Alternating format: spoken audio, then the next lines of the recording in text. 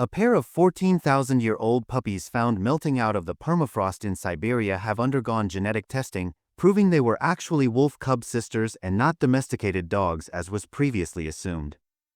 Whilst many will be disappointed that these animals are almost certainly wolves and not early domesticated dogs, they have helped us get closer to understanding the environment at the time, how these animals lived, and how remarkably similar wolves from more than 14,000 years ago are to modern-day wolves, and Catherine Runge, an archaeologist at the University of York in the UK, said in a statement.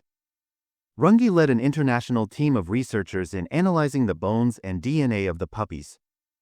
Their study, published Thursday, June 12, in the journal Quaternary Research, revealed that the mummified puppies were wolf littermates that died somewhere between 14,100 and 15,000 years ago.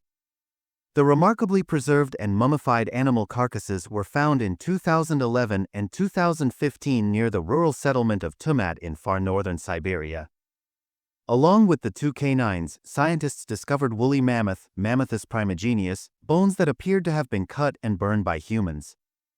This archaeological evidence suggested that the canines could have been very early domesticated dogs that were seeking food from humans, such as a piece of woolly rhino meat that was discovered in the belly of one of the animals.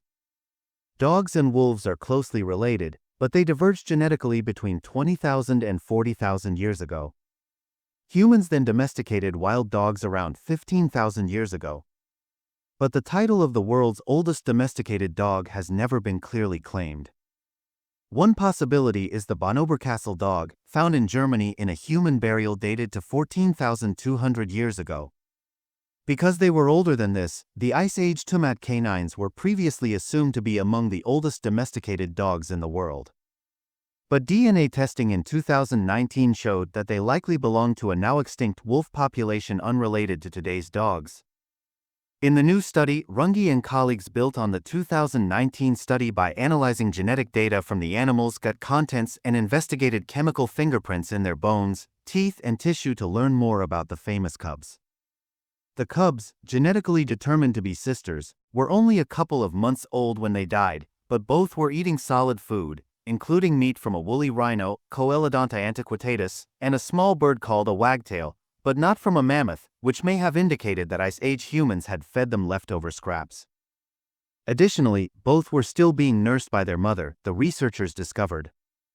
It was incredible to find two sisters from this era so well preserved, but even more incredible that we can now tell so much of their story, down to the last meal they ate, Runge said in the statement.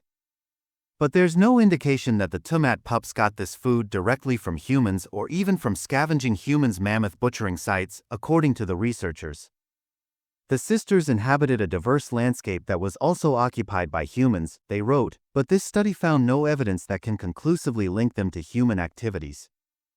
How the cubs died remains a mystery as well. Given the cubs' lack of injuries, they may have been resting in an underground den when it collapsed, trapping them inside, the researchers wrote in the study.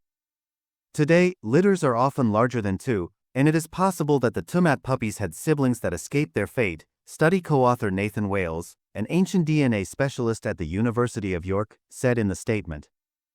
There may also be more cubs hidden in the permafrost. Additional research on the Tumat cubs may yet produce more information about ancient wolves and their evolutionary line, Wales noted in the statement.